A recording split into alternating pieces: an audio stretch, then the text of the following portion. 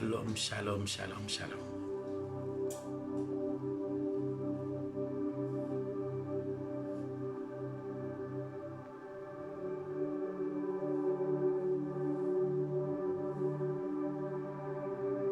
Hallelujah. Glory be to God.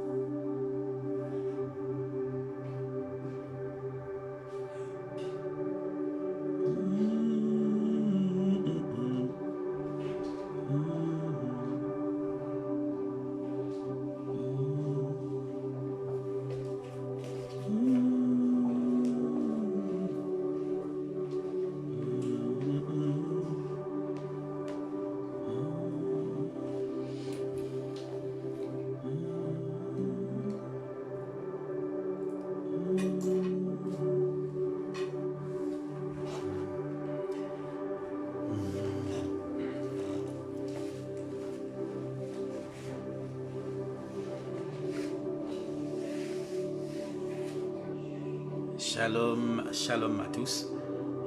Bonsoir. Je vois que les gens du Maroc se connectent. L'Afrique, l'Europe. Est-ce qu'il y a l'Asie? Est-ce qu'on permet aux Asiatiques de se connecter? Gloire à Dieu. Aujourd'hui, je vais vous prendre un autre texte. Et toujours, on est dans la même démarche. Vous expliquer comment lire les événements et comment lutter contre certaines circonstances. Parfois, nous vivons des circonstances, des situations, et parfois aussi, nous ne savons pas comment aborder ces situations et lutter contre des situations qui s'opposent forcément à notre destinée, à notre progression, à notre avenir. Et nous allons prendre comme texte de base, hier je vous ai parlé du figuier, aujourd'hui, je vais vous parler de la tempête. Et vous connaissez tous le texte de la tempête que Jésus va, avec ses disciples, dans la barque, va affronter. En fait, ce que la Bible dit, c'est qu'en fait, l'eau, en fait, ce n'est pas une tempête, c'est un tourbillon de mer.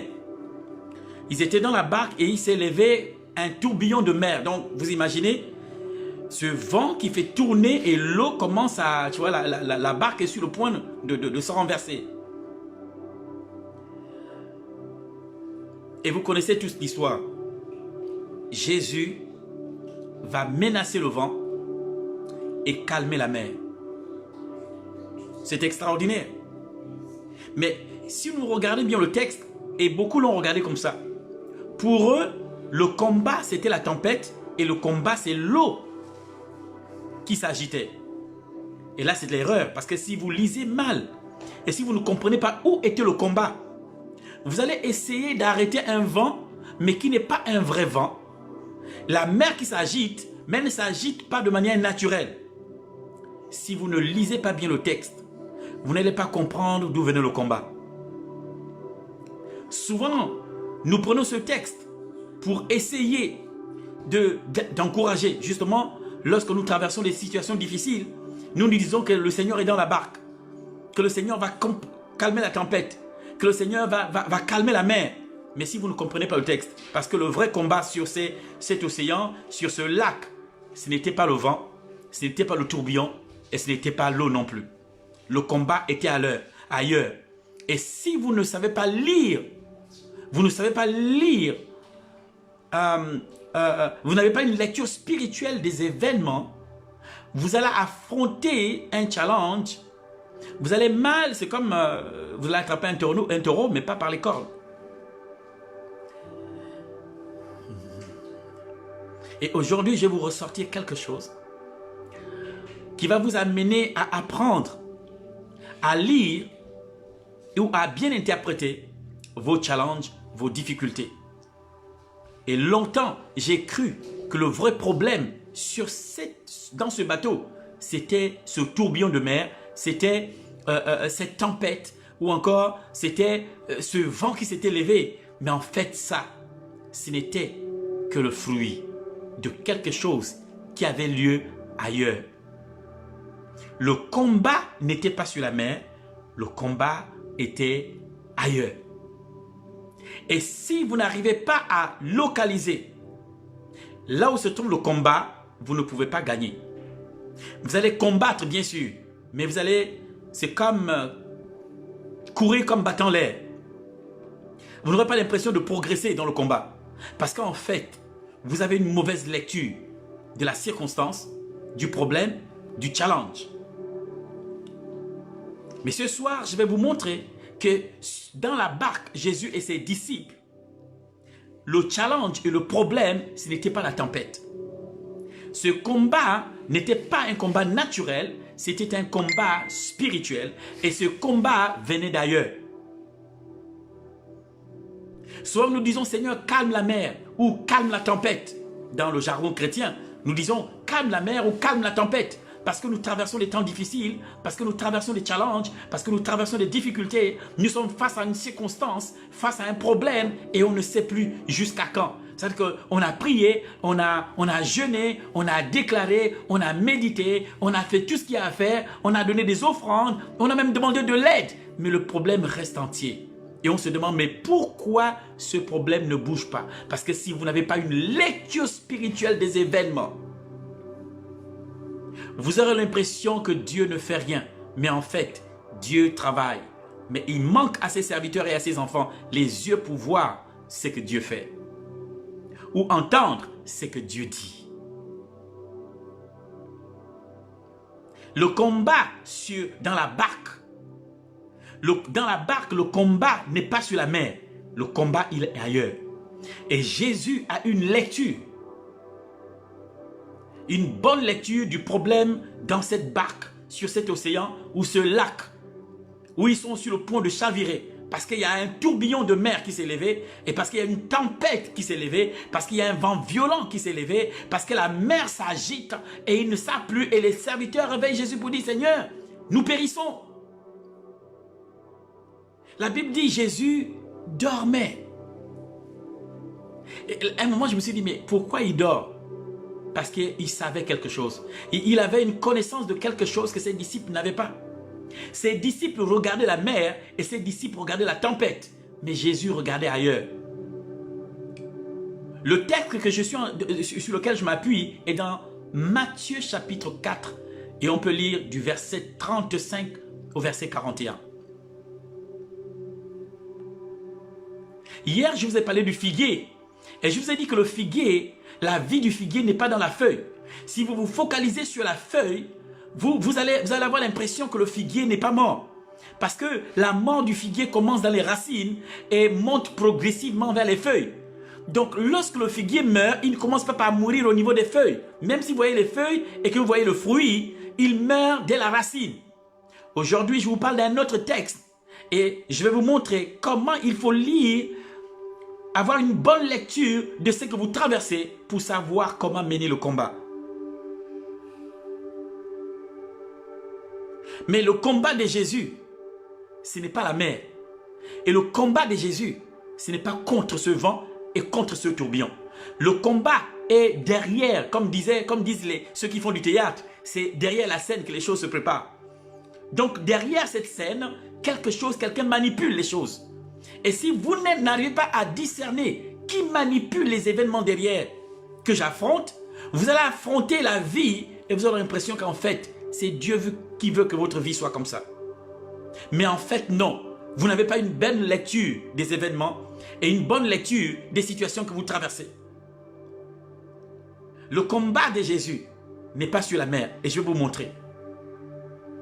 Vous allez vous rendre compte, écoutez bien, vous allez vous rendre compte que la première personne, vous imaginez Jésus avec ses disciples traverse cet océan ou traverse ce lac, on va le dire comme ça, et il arrive sur une terre. Ils arrivent de l'autre côté à Génézareth. Ils arrivent à Génézareth, écoutez bien, le premier habitant ils sont sur la rive. Donc ils arrivent au bord de la mer, au bord du lac. Voilà, la pirogue ou la barque elle se parque quelque part, elle s'arrête quelque part au bord du lac et le premier homme qu'ils vont rencontrer, c'est un fou qui court devant Jésus et dit à Jésus, es-tu venu pour nous est-ce que tu es venu pour nous tourmenter avant le temps? Écoutez bien. Vous arrivez quelque part et la personne qui vous accueille, c'est un fou. Et ce fou-là part, il vit dans des tombeaux, et ce fou-là vit enchaîné, et c'est la première personne qui vous accueille dès que vous arrivez. Et ce fou, les esprits qui étaient dans le fou savaient que Jésus arrivait. Donc le combat de Jésus sur la mer ne vient pas de la mer, vient de la contrée là où va aller Jésus. Les esprits qui sont sur cette contrée ont manipulé les événements sur la mer pour empêcher Jésus de progresser et d'arriver dans cette zone. Si Jésus s'attaquait juste au vent, il aurait raté son combat. S'il s'attaquait juste à la mer qui s'agitait, il aurait raté le combat. Il fallait qu'il voie au-delà de cette mer agissante qui s'agite ou encore de ce tourbillon qui manipule les événements derrière. Parce que si vous n'avez pas une bonne lecture, si vous n'avez pas une bonne lecture, vous allez comprendre le combat, la tempête et le tourbillon viennent de Génézareth. Les esprits qui étaient à Génézareth savaient que Jésus arrivait. Alors ils ont manipulé les circonstances et ils ont manipulé les événements pour empêcher Jésus et ses disciples d'arriver à Génézareth. Parce qu'il y avait quelqu'un à Génézareth que Dieu voulait délivrer. Quelqu'un de rejeté, quelqu'un d'abandonné, quelqu'un de délaissé, quelqu'un pas aimé, pas considéré. Tout le monde le regardait comme l'échoué, l'échec. La famille, on ne sait même pas qui étaient ses parents. Mais cet homme vivait dans les tombes et la Bible dit qu'il était enchaîné, il vivait au milieu des tombeaux. Et Jésus décide de passer et il dit à ses disciples, allons de l'autre bord, allons de l'autre bord. Donc où ça? À Génézareth. Et la Bible dit, alors qu'ils sont au milieu du lac, un tourbillon de vent se lève et la mer s'agite. Il fallait que Jésus regarde au-delà de la mer qui s'agite et au-delà du tourbillon, d'où vient le problème. Parce que si Jésus n'a pas une bonne lecture de ce qui se passe sur la mer, ils auraient péri. Parce que le combat n'était pas celui qu'on lui voyait physiquement. Le combat, il était spirituel.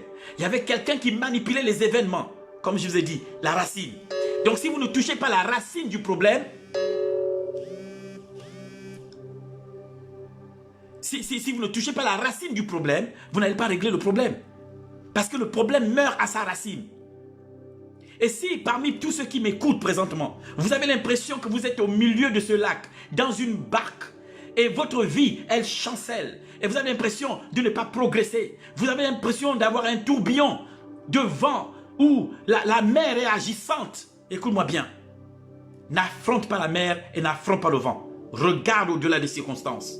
Regarde au-delà qui manipule ce vent, qui essaie de me freiner avec les circonstances.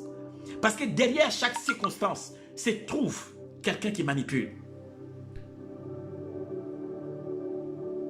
Et si tu ne sais pas lire les événements comme maintenant, en ce moment il y a une crise mondiale.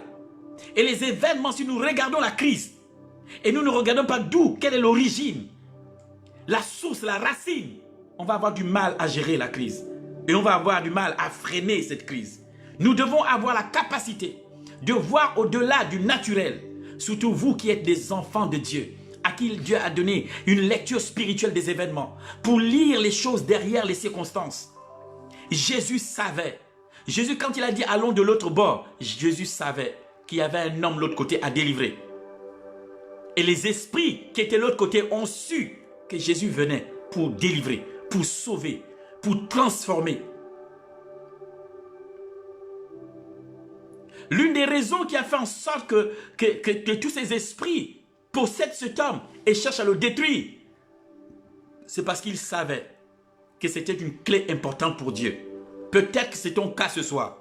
Peut-être que tu as l'impression que les maux du monde sont sur toi et tu as l'impression que la vie est contre toi et tu as le ciel sur la tête. Tu as l'impression que tu portes le monde entier. Mais listen, les problèmes sont généralement à la recherche de leur solution. Si tu es la solution, tous les problèmes viendront chez toi. Tu as besoin de savoir qui est derrière l'événement. Tu as besoin d'anticiper les événements. Tu as besoin de comprendre qui manipule les événements. Si tu ne sais pas où se trouve la racine du problème, tu ne peux pas régler parce que le problème vit à sa racine. Jésus n'aurait pas pu arrêter le vent et calmer la mer s'il n'avait pas une lecture spirituelle de l'événement, sachant que de l'autre côté, à Génézareth, il y a un combat spirituel. Il y avait un combat spirituel à Génézareth et non sur la mer. La mer, les circonstances sur la mer et ce vent violent étaient manipulés par les esprits qui étaient à Génézareth. Et Jésus, quand il a dit « allons de l'autre bord », Jésus sait ce qu'il va aller faire. Il sait qu'il y a quelqu'un qui va croiser. Vous imaginez, dans toute une nation, la personne qui vous reçoit sur la rive, c'est un fou. Il a cassé les chaînes. Et il a couru devant Jésus. À peine Jésus sort de la barque, le fou se présente devant Jésus. Et il dit à Jésus, es-tu venu nous tourmenter avant le temps? Là, vous comprenez que le combat avait commencé. Le combat a commencé sur la rive. Il a commencé sur le lac.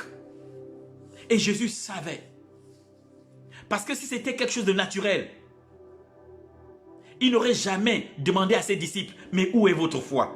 Parce que la foi demande l'impossible. Il savait que le problème n'était pas naturel. Parce que dans ce qui est naturel, la foi, vous n'avez pas besoin de l'utiliser. Si Dieu demande votre foi, ça veut dire que la chose, elle est surnaturelle. Parce que la foi ne règle les choses impossibles. Et vous devez être à même de lire les événements, de comprendre les événements. Qui est derrière cet événement? Qui est derrière cette situation? Aussi longtemps que vous n'êtes pas informé de qui est derrière et de qui fait quoi, vous ne pouvez pas stopper la chose.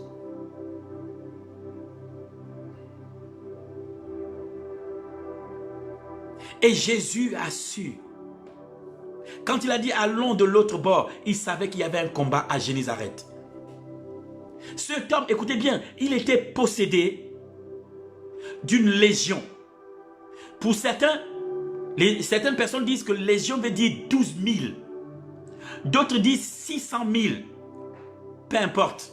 C'est quand même trop d'avoir autant de démons dans un corps. 600 démons, 600 000 ou 12 000 démons dans un corps. Ça veut dire qu'il a tout un pays. À l'intérieur de ce fou résidaient tous les démons qui oppressaient cette zone de Génézareth. Donc Jésus commande le combat spirituel sur la mer et sur le lac.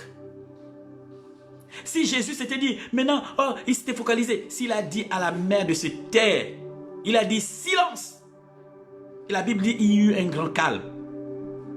Et Jésus sait à qui il a parlé. La première chose que nous nous disons, Jésus a parlé à la mer. Ou bien, Jésus a parlé à la circonstance. Non, Jésus a parlé à qui manipule la circonstance. Il a parlé aux esprits qui manipulaient cette circonstance sur la mer, qui a failli les tuer.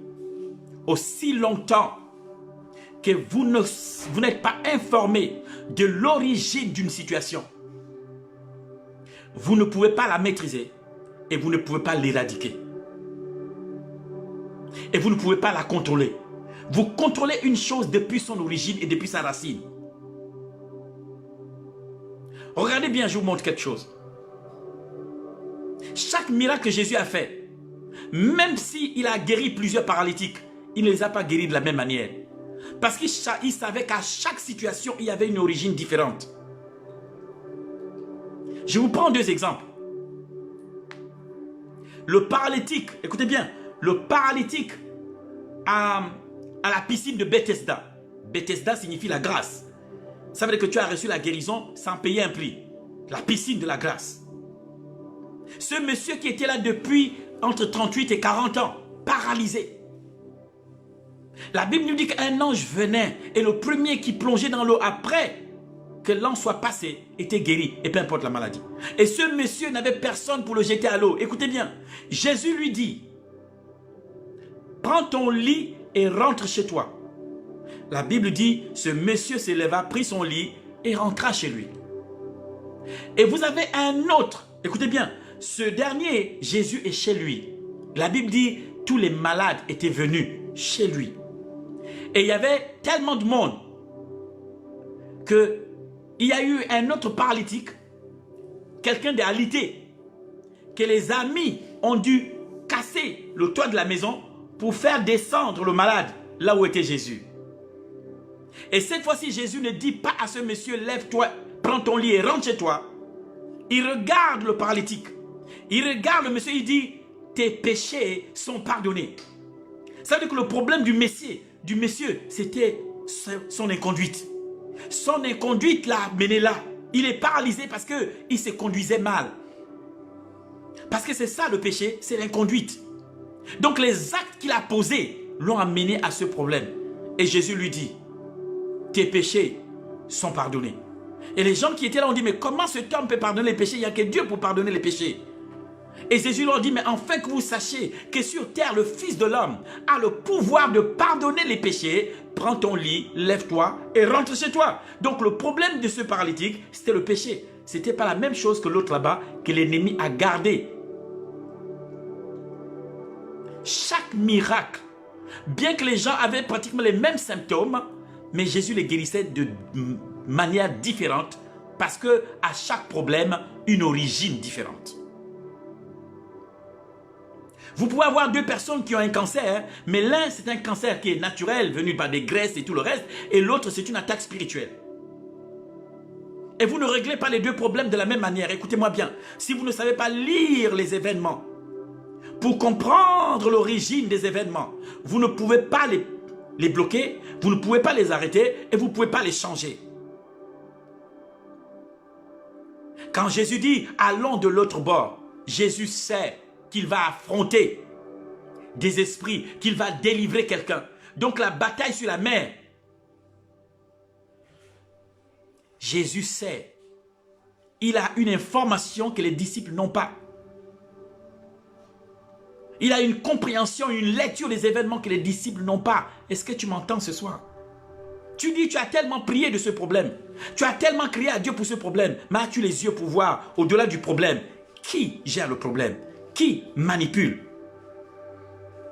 Parce qu'aussi longtemps que tu n'es pas conscient de qui est derrière la scène, qui est derrière la scène, qui là-bas orchestre tout ça, tu ne peux pas solder le problème. Tu ne peux pas résoudre le problème.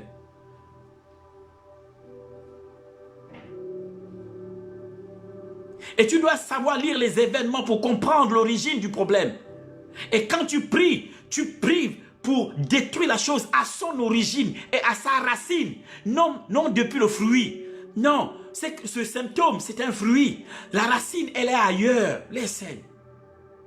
Si tu ne comprends pas ce que je te dis, tu vas te fatiguer à prier et tu as l'impression que Dieu n'agit pas et que Dieu n'entend pas.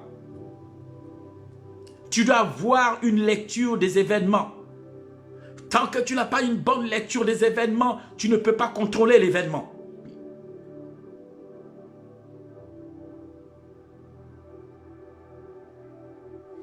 Écoutez bien, je vous prends encore deux exemples. Je vous prends l'exemple Jésus, Pierre. Dans un même chapitre, deux personnes vont manipuler Pierre, vont contrôler Pierre, sans que Pierre ne sache.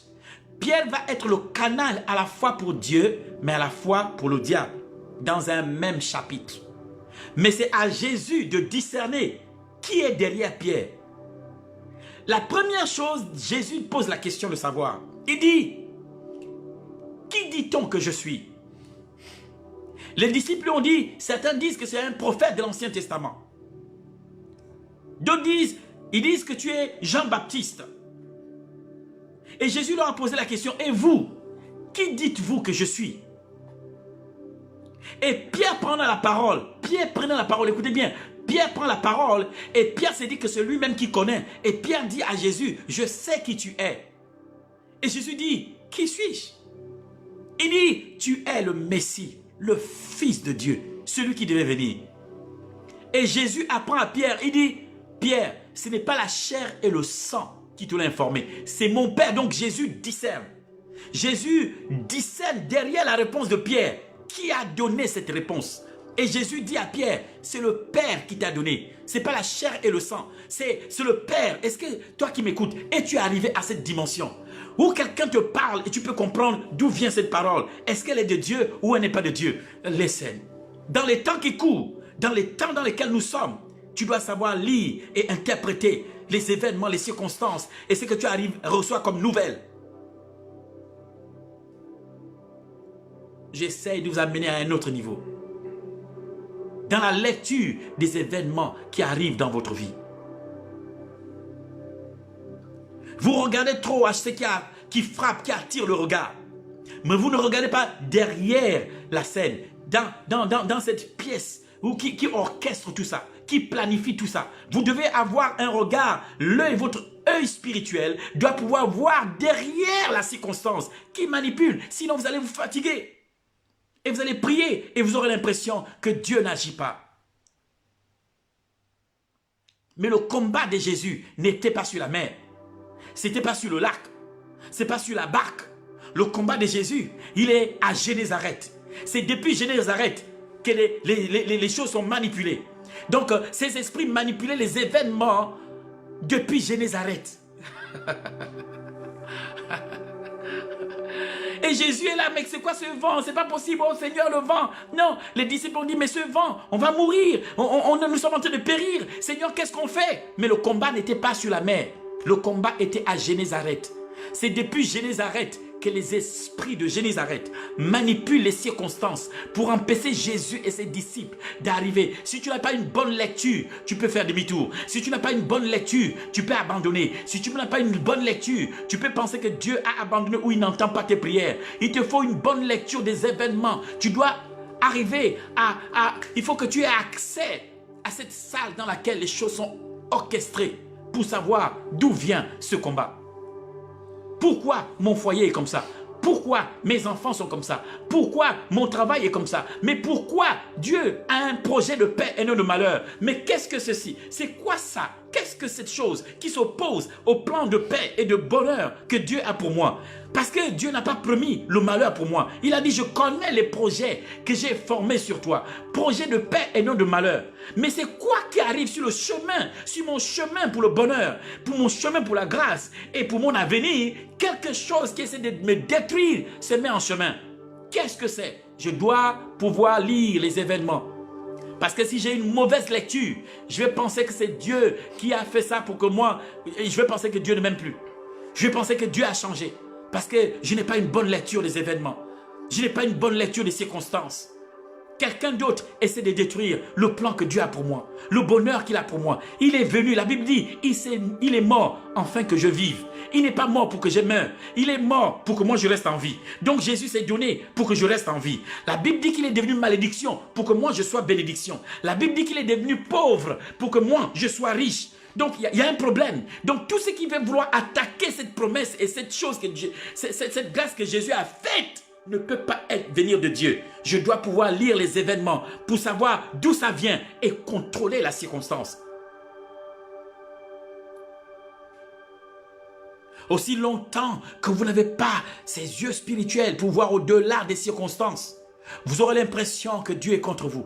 Vous aurez l'impression que Dieu ne vous aime plus. Vous aurez l'impression que Dieu vous a abandonné. Vous aurez l'impression que Dieu n'est plus là. Mais il a dit, je ne t'abandonnerai ni ne te délaisserai. Mais sur le chemin de ta destinée, sur le chemin où Dieu veut t'amener dans ton bonheur, parce qu'il a dit, je connais les projets que j'ai formés sur toi, projets de paix et non de malheur, afin de te donner un avenir et de l'espérance. Mais d'où vient le malheur sur le chemin? Alors que je suis sur le chemin pour accomplir ce que Dieu attend de moi, ce que Dieu veut pour moi, je me retrouve face au malheur. D'où cela vient? Si je n'ai pas une bonne lecture, je peux abandonner. Je peux m'arrêter. Je peux faire demi-tour. Je dois travailler à avoir une bonne lecture des événements. Que les choses néfastes qui arrivent dans ma vie, Dieu n'est pas responsable. Si je n'ai pas une mauvaise, si je n'ai pas une bonne lecture, je vais mal interpréter. Et mon comportement, mon attitude dépend de mon interprétation de ce que je traverse. Si je interprète mal mon attitude, je vais adopter une mauvaise attitude. Je dois regarder au-delà des circonstances. Si on parle du coronavirus, je ne vais pas m'attaquer au coronavirus. Je vais chercher l'origine. Parce que la vie du coronavirus se trouve à sa racine. Donc je cherche d'où vient l'attaque. D'où se trouve l'attaque. Depuis où ce virus est lancé. Depuis qui dans cette salle ou dans cette pièce orchestre tout ça. je cherche la racine. Parce que le figuier vit depuis sa racine. Aussi longtemps que vous n'avez pas trouvé la racine d'une situation, d'une maladie, d'un problème, alors vous ne pouvez pas contrôler le problème. Le problème est contrôlé depuis sa racine, depuis son origine. Vous devez discerner d'où ça vient pour le contrôler. Jésus savait que le paralytique qu'on lui avait amené dans sa maison, c'était son inconduite. Et il a directement dit, ton péché est pardonné. On a pardonné ton péché. Et parce que Dieu l'a pardonné, il s'est levé et il est rentré chez lui. Il était complètement guéri parce que simplement Dieu l'a pardonné. Il y a un autre qui a dit, toi c'est naturel, lève-toi, rentre à la maison, sois guéri. Il y a un aveugle à qui Jésus dit, il amène hors de la ville et il prend la boue. Il crache dessus, il met sur les yeux d'un aveugle né et il a 2 yeux tout neufs, Bartimée. Et un autre aveugle lui dit, sois guéri. Et l'aveugle est guéri. Tout dépend de la situation, de l'origine du problème que tu traverses. Tu dépends de l'endroit d'où la situation elle vient. Sinon, tu vas avoir du mal à contrôler la situation, à gérer la situation ou à dominer la situation. Je te parle à toi pour que tu cesses de te décourager et cesse d'accuser Dieu pour tout ce qui t'arrive. Il n'y a pas que Dieu sur terre. Il y a des hommes, il y a des entités spirituelles, et il y en a qui ne sont pas pour que tu réussisses et que tu progresses. Donc tu as besoin de lire les événements pour savoir, est-ce que ce sont les hommes qui me veulent du mal, ou c'est le diable qui me veut du mal? Parce que Dieu a dit, je ne mourrai pas, je vivrai, et j'accomplirai ma destinée. Il a dit, je ne t'abandonnerai, ni ne te délaisserai.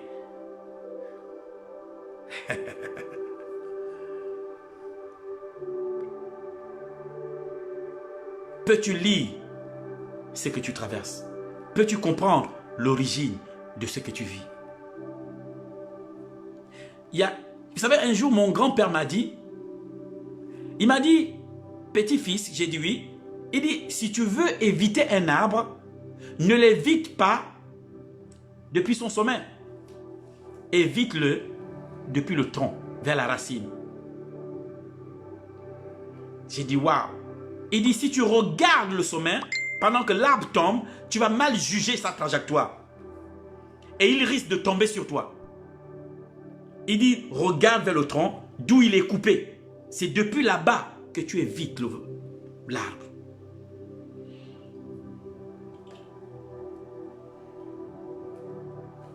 Et je sais que ce que je vous dis, pour certains, ils le savent, d'autres non. Mais aujourd'hui, dans l'église, on a une mauvaise interprétation. Nous interprétons les choses par l'apparence. On regarde l'apparence et on interprète. On regarde et on interprète. On regarde et on interprète. On n'a plus cette lecture spirituelle des événements. La Bible dit, certains, à force d'exercer l'hospitalité, ont reçu des anges chez eux. Les anges ne sont pas venus avec des ailes, ils sont venus sous la forme humaine. Et ils sont rentrés chez ces personnes. Ils ont même communié, mangé avec ces personnes, ri, échangé, et après ils sont partis. Ce n'est qu'après que ces personnes-là ont une révélation, que ce sont les anges qui sont venus. Mais dites-moi, combien d'entre vous ont peut-être refusé de donner accès à leur maison à un ange qui est venu sous la forme d'un papy, d'une mamie, d'un voisin, et puis tu n'as pas discerné que c'était un ange. Parce qu'en fait, nous maintenant fonctionnons par l'apparence. Nous les chrétiens, nous jugeons par l'apparence. C'est pourquoi nous pouvons juger les non-croyants pour dire que non, ils vont aller en enfer. L'apparence. Sais-tu ce que Dieu est en train de faire? Peux-tu voir ce que Dieu fait sur ton voisin?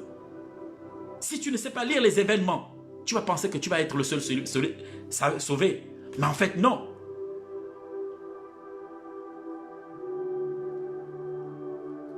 Notre manque d'apprentissage dans des choses spirituelles pour avoir un jugement spirituel des événements et des circonstances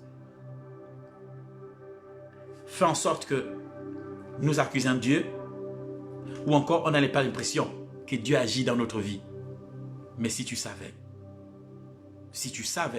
combien de fois il agit dans ta vie. Est-ce que quelqu'un m'entend ce soir? Vous avez l'air calme. Parce que vous êtes studieux, des enfants, des étudiants qui écoutent. Combien de fois tu as dit à Dieu, visite-moi Seigneur, je veux te voir. Et puis il y a quelqu'un qui est venu ce matin chez toi et tu n'as pas su que c'est le Seigneur qui a envoyé un ange. Parce que la Bible dit, certains en ayant exercé l'hospitalité, ont reçu chez eux des anges. Mais ils ne sont pas venus avec des ailes comme Gabriel. On voit souvent, on a un dessin de Gabriel qui vient avec des ailes. Tu vois, battant des ailes, rentrant chez toi. Ouh, avec un chant. Alléluia. Allez, tu dis, ouh, le ciel est dans la maison. Mais c'est un simple homme. Le jour où Dieu a visité Abraham, c'était 3 hommes. Ils n'avaient pas l'air spirituel. Ils n'avaient pas l'air glorieux. C'était 3 hommes qui sont venus. Et ces 3 hommes, peux-tu discerner? Écoute bien, tu veux le miracle, tu veux que Dieu fasse le miracle, mais est-ce que tu peux arriver à discerner lorsque Dieu amène un homme chez toi? Il amène un homme de Dieu chez toi et tu discernes que c'est mon heure et c'est mon temps. Est-ce que ça t'arrive ça? Parce qu'aujourd'hui, on a une mauvaise lecture des événements. Nous ne savons pas lire et discerner le temps lorsque nous sommes visités. Combien de fois Dieu t'a visité et tu n'as pas su? Combien de fois Dieu t'a tendu la main et tu n'as pas su? Parce que tu as une mauvaise interprétation des choses qui t'arrivent.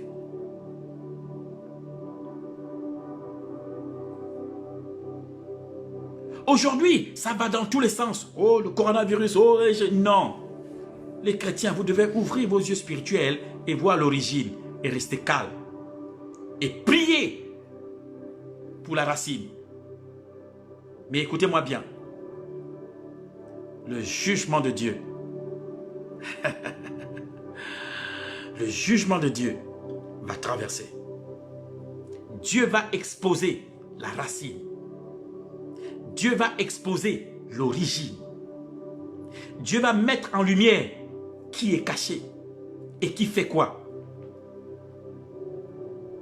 Pendant que vous regardez les feuilles de l'olivier, Dieu travaille à exposer les racines.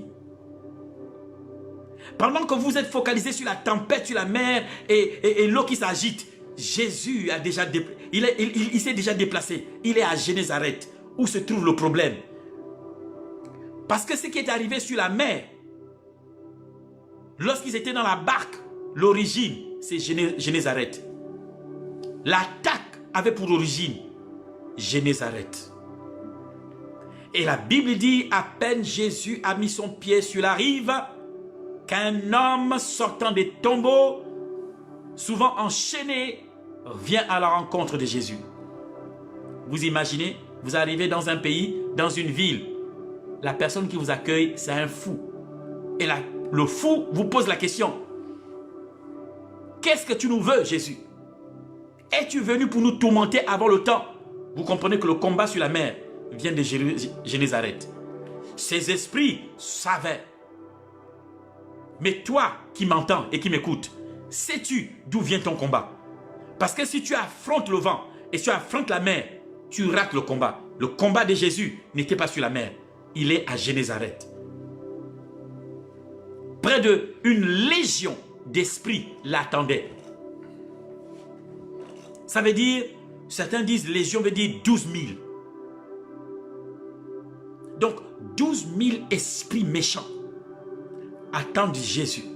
Et ces 12 000 esprits possèdent un seul homme. Et ce seul homme, possédé par 12 000 esprits, c'est celui que Jésus voulait. Jésus voulait le sauver. Jésus voulait délivrer celui-là. Abandonné, rejeté, mais c'est celui que Jésus voulait délivrer. C'est celui que Jésus voulait sauver. Et peu importe la circonstance dans laquelle tu es, et peu importe ce que tu vis présentement, peu importe ce que l'ennemi a fait de toi et fait de ta maison et de ta destinée, sache, si l'ennemi t'attaque autant, ça veut dire que le doigt du ciel est pointé sur toi. Ça veut dire que le regard divin est sur toi. Et l'ennemi sait que tu vas devenir une clé importante dans le réveil qui va se manifester. Parce que le fou de Génézareth, après sa délivrance, il va embraser 10 villes. Il va mener le réveil dans 10 villes. Mais tout le monde l'a regardé comme une erreur, comme quelqu'un d'abandonné, comme quelqu'un sans espoir, quelqu'un sur qui on ne peut pas compter, c'est plus la peine. Il vivait dans les tombeaux. Mais c'était la pièce maîtresse ou la pièce secrète stratégique pour le réveil au temps de Jésus. C'était quelqu'un que Dieu aimait dans le ciel. Mais sur terre, il est rejeté. Mais dans le ciel, il est la clé. Il est la pièce stratégique pour amener le réveil dans 10 villes.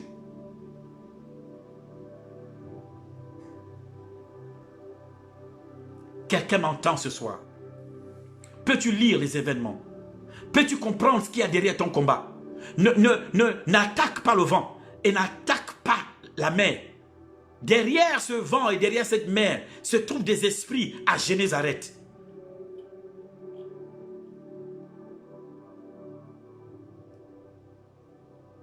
Le combat n'était pas sur la mer. Le combat vient de Génézareth. Et les esprits qui étaient dans l'homme ont su que Jésus arrivait. Et ils se sentaient terrorisés, ils étaient terrorisés. Ils étaient effrayés. Ils avaient peur parce que the Son of God, the God Almighty, avait décidé que le temps était venu pour ce fou de Génézareth pour être délivré parce que c'était la pièce maîtresse et stratégique pour le réveil dans toute cette contrée. Mais cet homme, vous le regardez, il n'a rien d'un instrument de réveil. Il n'a rien parmi les hommes. Il est même abandonné. Personne ne peut rien pour lui. On l'a enchaîné et parfois il a cassé les chaînes. Mais c'était la pièce maîtresse dans le plan de Dieu. Quelqu'un peut dire Amen ce soir. Tu peux dire Amen et comprendre qu'en fait, peu importe ce que tu traverses, cela n'enlève en rien que tu sois peut-être la pièce maîtresse, peut-être la pièce stratégique dans le réveil que Dieu va amener dans ta famille, dans ta ville, dans ta nation. Quelque chose se prépare. Dieu prépare quelque chose. Il est important que pendant ce temps de confinement, tu aiguises tes yeux. Tu prépares tes yeux spirituels pour voir plus loin. Parce que la conquête commence après. Il faut que tu ouvres tes yeux spirituels pour comprendre l'origine des événements.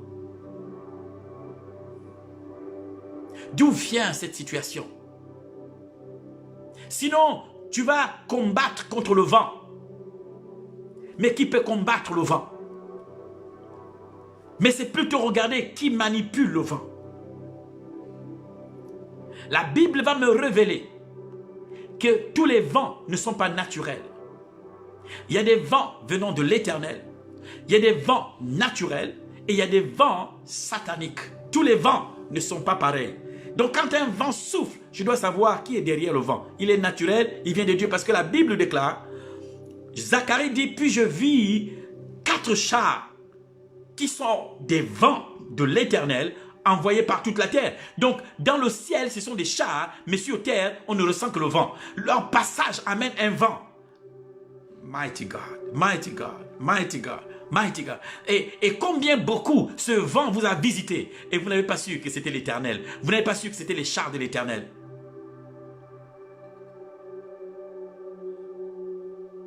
Et quand vous comprenez l'origine du vent, parce que tous les vents ne sont pas naturels et tous les vents ne viennent pas de l'Éternel. Il y a des vents qui viennent de l'Éternel et il y a des vents qui viennent de l'ennemi. Mais tu dois discerner, est-il naturel, est-il de l'Éternel ou de l'ennemi pour prendre position. Si tu n'as pas une bonne lecture, ta position aussi n'est pas bonne. Et c'est quand tu te rends compte que le vent que tu affrontes n'est pas de Dieu, c'est là où vient le mot overturn. Overturn. You turn it over. J'espère qu'on dit ça comme ça. C'est à ce moment que tu fais échouer le plan. Quand tu comprends que le plan n'est pas de Dieu, la chose qui arrive n'est pas de Dieu, tu tournes la chose. C'est là où tu prends position parce que tu comprends que l'origine, maintenant tu comprends l'origine de la chose et c'est depuis l'origine que tu détruis la chose. Quand tu touches l'origine, le fruit meurt. Quand tu touches la racine, le fruit meurt. Ce qui donne la force au fruit, c'est la racine. Si la racine est coupée, le fruit est si même. Si vous coupez la racine d'une maladie, la maladie, elle meurt. Si vous coupez la racine d'une tumeur, la tumeur, elle meurt. Vous coupez la racine d'une malédiction, la malédiction, elle meurt. Chaque chose a une racine et une origine. Si vous tuez la racine, le cancer, il meurt. Vous devez découvrir où se trouve la racine de la situation. Et quand vous comprenez que c'est des hommes et des femmes qui se sont assis pour manipuler les événements et pour pouvoir détruire, you turn it over. Vous retournez la chose. Maintenant, vous ne priez plus pour dire, oh Dieu, c'est toi qui as voulu, oh, que la volonté de Dieu. Non, tu sais que ce n'est pas Dieu. Et tu commences à te lever pour tourner la chose depuis son origine et détruire la racine pour que le fruit qui se manifeste devant toi meure. Que celui qui a les oreilles pour m'entendre, entende. Pendant que Dieu maintenant va exposer les racines. Il va amener les racines à être vues à l'extérieur. Et quand ces racines seront à l'extérieur, vous comprendrez qu'il y a longtemps que la racine elle est morte. Qu'il y a longtemps que le fruit là est mort. Que les feuilles du figuier, le figuier est mort depuis le premier jour, il est mort. Parce que Dieu maintenant tourne la chose, renverse, fait capoter, annule. Mazopralisa landaso kachebreli. Mandereko sada la manda rosa prakisha. Si tu ne sais pas lire les événements de ta vie, tu auras l'impression que Dieu n'est pas là. Cet auditeur silencieux, hôte silencieux, il peut être dans ta maison, être silencieux. Mais il est présent. Mais il est là. Je regarde au milieu de la nuit et je vois un vent à minuit traverser une zone ténébreuse. Et la main de l'Éternel parcourt un camp. Et je vois le Seigneur traverser ce camp alors que tout est ténébreux. Et sépare. Il va y avoir une grande séparation depuis la racine. C'est comme si l'arbre va se retrouver divisé en deux. C'est comme s'il va y avoir deux clans qui ne s'entendent plus ou qui ne s'entendent pas ou qui ne se comprennent pas. I saw it. De la même manière que Dieu a amené la confusion à Babylone, dans le camp de l'ennemi, il va y avoir la confusion, l'incompréhension. Ils n'ont plus parlé le même langage. Dieu va exposer la racine.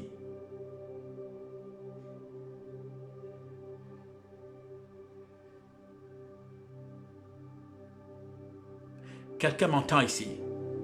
Si tu m'entends, si tu comprends ce que je dis, écris Amen pour que je sois sûr que tu m'entends. Pour que je sois sûr que tu entends quand je parle. C'est Amen. C'est Amen. Dis Amen. Jesus Christ of Nazareth. Something is about to happen. Quelque chose est sur le point pendant que tu m'écoutes. Quelque chose arrive dans ta vie.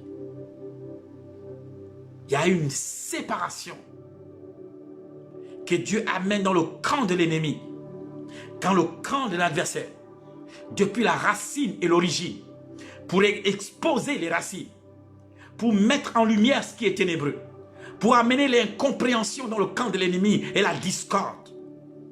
Le plan ne va pas atteindre son but et le plan ne va plus arriver à son but. Il capoter, échouer, turn over, overturn, I overturn. In the name of Jesus Christ of Nazareth, tout ce qu'ils ont planifié ne peut atteindre le but. They cannot prosper. No weapon, toute arme forgée, qu'elle soit spirituelle, biologique, matérielle ou physique, ne peut pas prospérer. Cette arme ne peut pas atteindre son but. Cette arme ne peut pas atteindre son but. No weapon. C'est ce que la Bible dit. Cette arme ne peut pas atteindre son but. Elle ne peut pas atteindre le but qu'ils ont fixé. No weapon shall prosper. No weapon fashioned against us shall prosper. Toute arme, tout plan, tout ce qui est orchestré dans les ténèbres, dans le but de détruire la destinée, détruire ce que Dieu a mis en place, ne peut pas atteindre le but. No weapon. En accord avec Ésaïe 54, verset 17, toute arme forgée, qu'elle soit spirituelle, qu'elle soit physique ou encore biologique, ne peut prospérer, ne peut atteindre le but, ne peut réussir dans le nom puissant de Jésus. Et tu peux le dire pour ta propre vie, toute arme forgée dans le monde spirituel ou dans le monde physique ne peut prospérer, ne peut atteindre le but. I turn it over. In the name of Jesus, je renverse ça. Je vois à l'échec tout plan. Toute stratégie et toute manipulation, échec total. In the name of Jesus Christ of Nazareth, I dispatch angels. I release angels. In the name of Jesus, que les anges de Dieu soient libérés présentement. In the mighty name of Jesus Christ of Nazareth. Que les anges de l'Éternel parcourent les nations et parcourent les foyers et les maisons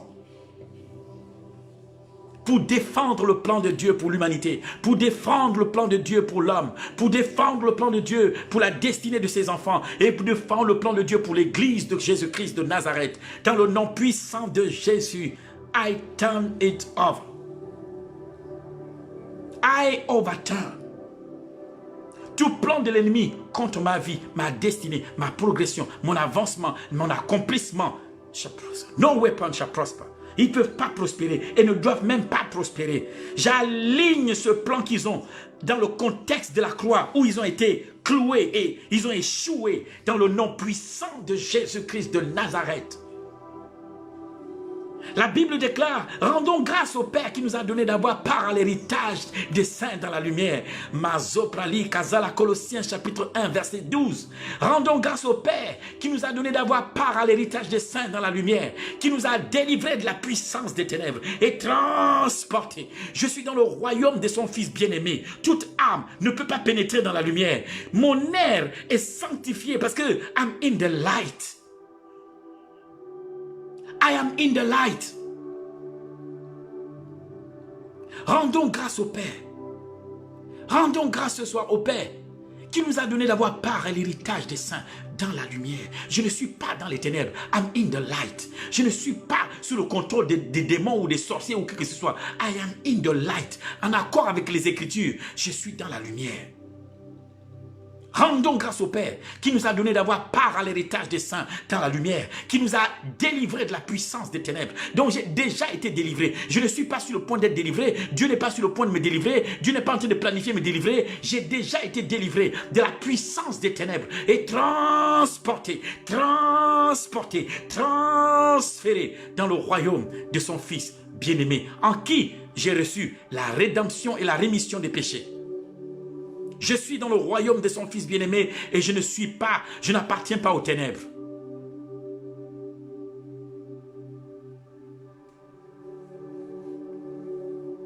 Ma vie est cachée avec Christ en Dieu. Ma vie est cachée avec Christ en Dieu. My life is hidden with Christ in God. Ma vie est cachée avec Christ en Dieu.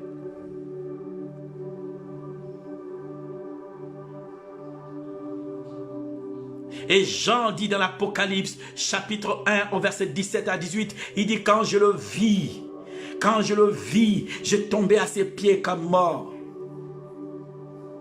Il posa sa main droite sur moi, a dit Jean, et me dit, ne crains point, je suis le premier et le dernier et le vivant.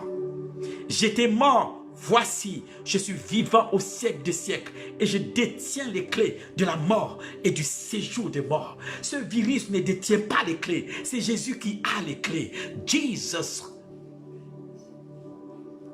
hold the keys of hell and of death. Jésus détient les clés de la mort et du séjour des morts. Tout ce qui se lève contre moi, contre ma destinée, contre la destinée de ma famille, contre ma progression, contre ma réussite, mon élévation, contre le fait que j'accomplisse ma vie et accomplisse ma destinée, ne peut prospérer. In the name of Jesus, que cela vienne des esprits ou que cela vienne des hommes, peu importe, toute arme spirituelle, physique, biologique, arme blanche, ou peu importe ce que vous pouvez signer et mentionner, ne peut prospérer et ne doit pas. J'aligne les événements de ma vie avec le verset 54 d'Ésaïe, le chapitre 54 d'Ésaïe, verset 17. Chaque événement dans ma vie s'aligne et obéit à Ésaïe 54, verset 17. No weapon fashioned against me shall prosper. No weapon. No weapon. Que le verset d'Ésaïe, le chapitre d'Ésaïe 54, verset 17, prenne vie dans ma vie, dans mon atmosphère, dans mon environnement, dans ma maison, dans ma destinée. No weapon.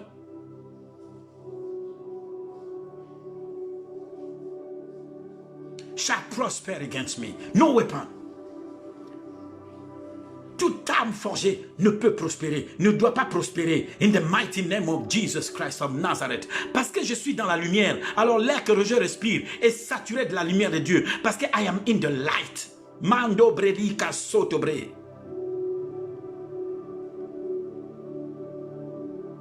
Au nom puissant du Seigneur Jésus-Christ de Nazareth. Marezo praliza kasa pralinando zabre. Yazo kasharaba yazo edemendo koskadi. La Bible déclare dans Romains chapitre 8, verset 1. Il n'y a donc maintenant plus de condamnation pour ceux qui sont en Christ. No condemnation. Il n'y en a plus. Qui ose me condamner? Une maladie? Un virus? Il n'y a plus de condamnation. J'aligne les événements de ma vie avec le verset 8, le chapitre 8 de Romains, verset 1. Il n'y a plus de condamnation. Et il n'y a plus de condamnation pour ceux qui sont en Christ, qui ne marchent plus selon leur nature charnelle, mais selon l'Esprit. Parce que la loi de l'Esprit de vie en Christ Jésus m'a affranchi de la loi du péché et de la mort. In the name of Jesus Christ of Nazareth. Je prie enfin que la vie de Dieu soit activée à l'intérieur de moi. Que la vie Zoé prenne le contrôle de mon âme, de mon corps. In the name of Jesus Christ of Nazareth. L'Éternel est ma lumière et mon salut. De qui aurais-je crainte? Il est le soutien de ma vie. Il est le support de ma vie. Il est l'appui, le rocher de ma vie, sur lequel je m'appuie. De qui aurais-je peur? Lorsque mes ennemis se lèvent contre moi, et peu importe qu'ils soient spirituels ou qu'ils soient humains, lorsque mes ennemis se lèvent contre moi, dans quel but? Pour déchirer ou dévorer ma chair. C'est ce que la Bible dit, dévorer ma chair. C'est qu'ils en veulent à ma vie. La Bible dit, ils chancellent eux-mêmes. Maintenant, il est temps que ces hommes, ces personnes chancellent. Tu les fais chanceler. Ils chancellent et ils tombent. In Jesus' name. Ils chancellent et ils tombent. Père, secoue le camp de l'ennemi. Qu'ils chancellent et ils tombent. Mais moi, je reste debout.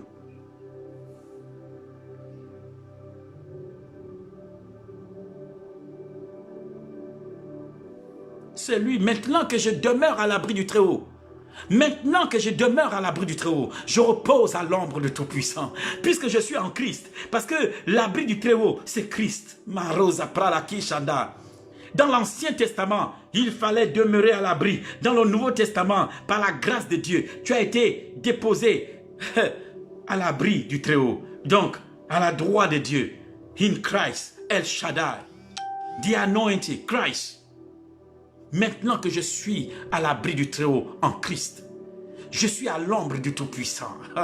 J'ai dit à l'Éternel, mon rocher et mon libérateur. Glory be to God, glory be to God, glory be to God, glory be to God, glory be to God. La Bible dit dans Hébreux chapitre 2,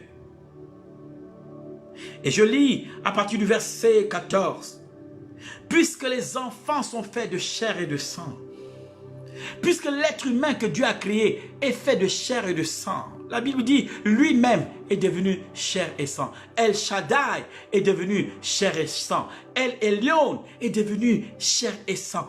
El Olam est devenu chair et sang. Jéhovah Shalom, Jéhovah Medekeshken, l'Éternel des armées est devenu chair et sang.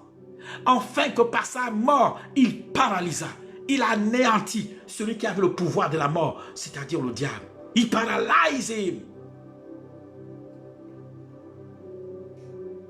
Il a paralysé celui qui avait le pouvoir de la mort.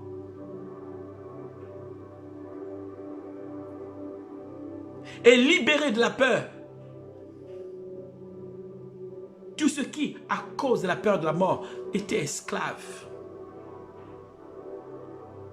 In the mighty name of Jesus Christ of Nazareth. J'ai prié pour les personnes qui sont malades de ce virus. J'amène chaque malade dans le contexte de la croix. Où Jésus, en accord avec Apocalypse, chapitre 17, verset 18, il dit, je détiens les clés de la mort et du séjour des morts. In the mighty name of Jesus, le sang de Jésus est répandu. Et le sang de Jésus appliqué est la preuve que quelqu'un est déjà mort pour que la personne malade vive. In the name of Jesus Christ of Nazareth.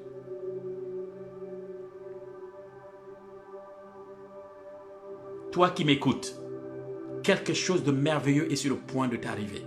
Écoute bien ce message. Ce message à la fois te fait du bien, mais aussi c'est un message de délivrance pour ta propre vie. Pendant que tu l'écoutes, tes ennemis chancellent.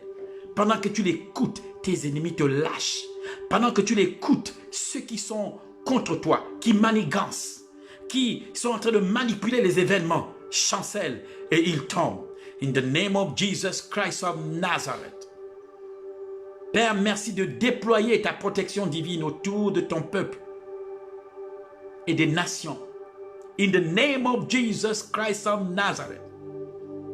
Fais chanceler à la racine ceux qui orchestrent, ceux qui planifient, ceux qui préparent. In the mighty name of Jesus Christ. Nous tournons à notre faveur les événements dans ce temps. In Jesus' name. Chaque événement tourne en notre faveur. In the mighty name of Jesus Christ of Nazareth. Que l'Éternel, tu tombes du ciel pour que l'homme comprenne que tu gères la terre. Que ce n'est pas à l'homme de détruire la terre. C'est l'Éternel qui se réserve le droit parce que la terre est à l'Éternel. Il dit le ciel est mon trône et la terre mon marchepied. Quel Dieu grand. La confusion dans le camp de l'ennemi. Leur plan échoue. In Jesus' name. I overturn. I overturn tonight. I overturn.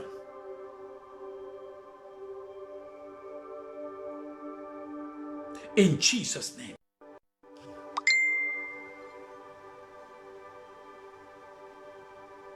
In the name of Jesus Christ of Nazareth.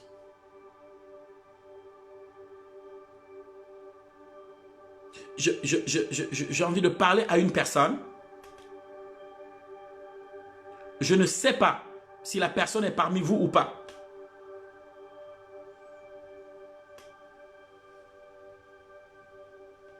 Je prie pour une personne qui, depuis un moment, et ça t'inquiète un peu parce que c'est comme si tu sentais à ton pied droit, au niveau des, je ne sais pas si, du genou, pas le genou, mais sur le côté du genou. Tu as l'impression d'avoir mal à l'articulation et ça te fait peur. Et tu penses qu'en fait, c'est le virus. Non. Dans le nom puissant de Jésus, be healed. Peu importe les symptômes, s'il y a quelqu'un qui est connecté et qui ressent des symptômes, peu importe.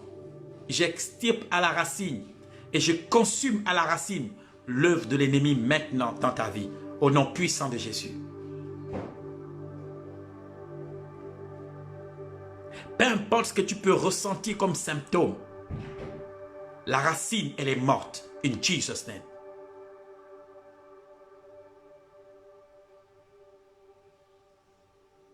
Qu'est-ce que ça veut dire, Christelle? À moi, papa. Ça veut dire quoi? C'est toi? Père, au nom puissant de Jésus, peu importe les symptômes que tu peux ressentir du côté droit, you are healed. Tu es guéri dans le nom de Jésus. Tu es guéri dans le nom de Jésus. Et nous détruisons les œuvres des ténèbres. Dans le nom puissant du Seigneur Jésus-Christ de Nazareth. Gloire à Dieu. Une chose que je voudrais que vous vous entraîniez à faire constamment, c'est apprendre à lire les événements sur le plan spirituel. Une lecture spirituelle, non une lecture philosophique. Je ne voudrais même pas que vous ayez une lecture scientifique. Essayez d'avoir et travailler à avoir une lecture spirituelle des événements et des circonstances.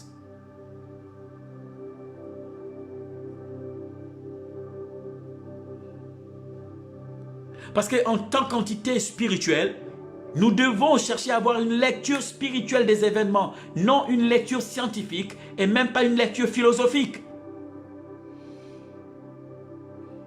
La lecture philosophique ne peut changer les événements spirituels. La lecture scientifique, elle est bien, elle est cohérente, mais elle ne peut pas changer les événements spirituels. Mais quand vous savez lire les événements spirituels, vous pouvez changer les événements sur le plan scientifique et sur le plan philosophique. Parce que le spirituel contrôle le naturel. Et je prie Dieu pour que pendant ce confinement, tu entraînes tes yeux spirituels. Tu t'exerces à voir comme Dieu veut que tu voies. Tu t'entraînes à voir comme Dieu veut que tu voies.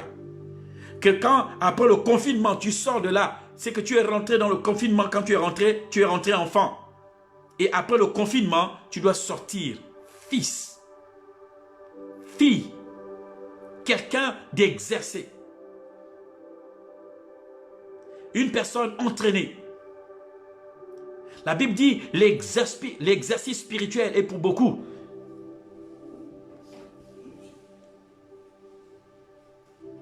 Et c'est très important. Gloire à Dieu. Je ne vais pas tout terminer aujourd'hui. Je vais en laisser un peu pour demain.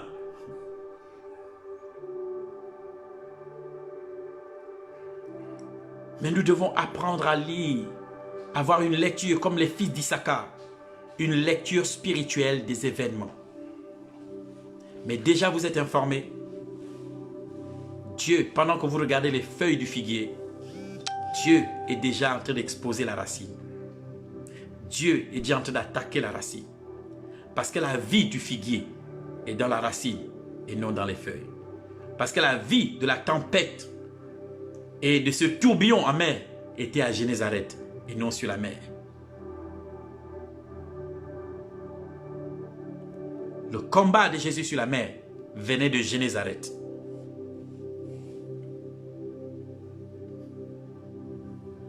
Et Jésus savait qu'en allant à Génézareth, il allait affronter, il allait avoir de l'adversité et des désespoirs allaient s'opposer. Il avait une lecture spirituelle des événements. Et les disciples se sont mis à crier. Ils avaient peur et tremblaient et criaient, secouaient Jésus, nous mourrons, parce qu'ils avaient une autre lecture des événements. Jésus avait une lecture des événements et les disciples avaient aussi une lecture des événements. Ta peur et ta crainte viennent de la lecture que tu as de ce que tu vis. Comment tu le lis et comment tu le comprends. Ton attitude et ton comportement dépendent de la lecture, de l'interprétation que tu as de ce que tu traverses. Et Jésus a dit, fear not, n'aie pas peur. Il n'a pas dit, je serai avec vous jusqu'à la fin. Il a dit, voici, si, vois, je suis avec toi.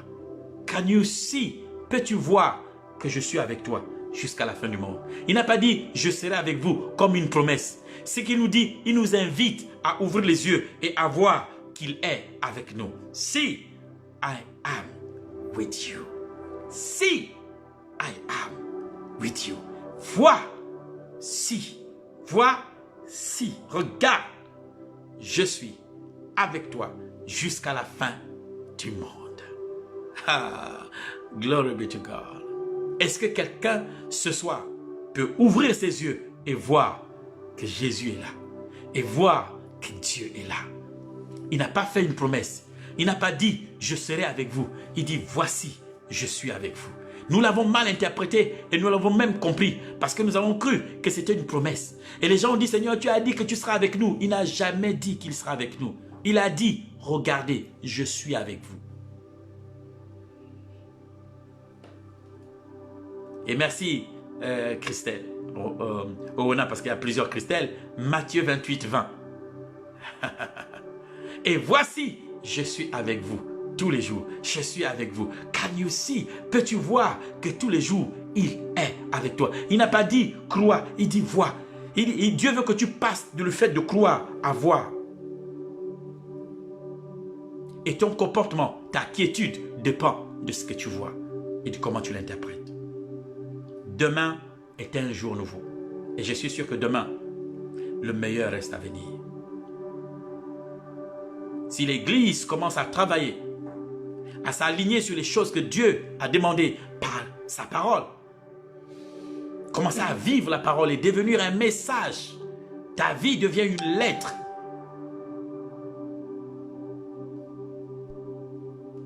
Écoute, dans les temps qui arrivent, ne cherche pas à prophétiser. Deviens une prophétie. Dans les temps qui arrivent, prêcher l'évangile c'est bien.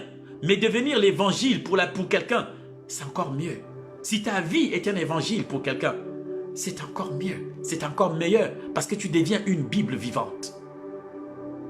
Tu ne prêches plus. C'est ta vie qui est une prédication. This is another level. Ça c'est un autre niveau. Ne prophétise pas, mais sois toi-même une prophétie. Ne prêche pas l'évangile, mais sois toi-même un évangile, un message, une bonne nouvelle pour quelqu'un.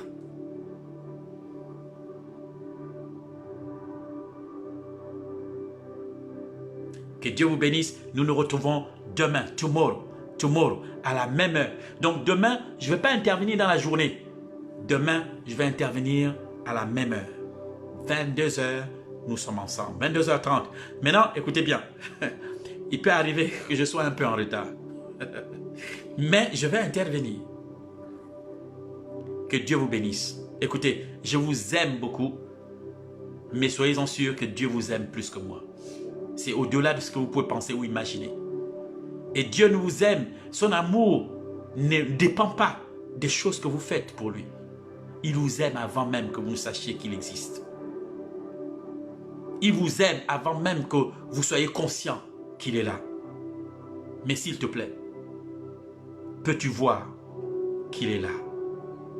Peu importe ce que tu traverses, peu importe ce que tu vis, peu importe ce que les hommes pensent de toi, peu importe ce que les choses aillent, comment les choses sont dans ta vie, comment les choses avancent dans ta vie, comment les choses sont bloquées, peu importe les oppressions, peu importe ce que les gens disent de toi, ce qu'on dit de mal, ou peu importe ce que les gens peuvent raconter. Sache une chose, Dieu, God loves you. Dieu t'aime. Et ce n'est pas d'aujourd'hui qu'il t'aime. Il y a longtemps qu'il t'aime. Mais le problème, c'est que c'est maintenant que tu es conscient de ça. Il t'aime depuis l'éternité, jusqu'à l'éternité. C'est pourquoi il te conserve sa bonté. La relation avec Dieu, c'est une relation d'amour. Le cœur, un cœur pour un autre cœur.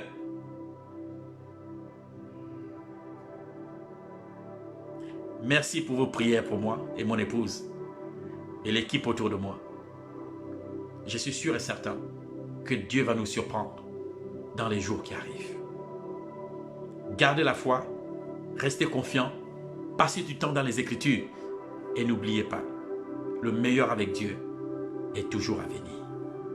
Shalom, shalom. Bye bye. See you tomorrow.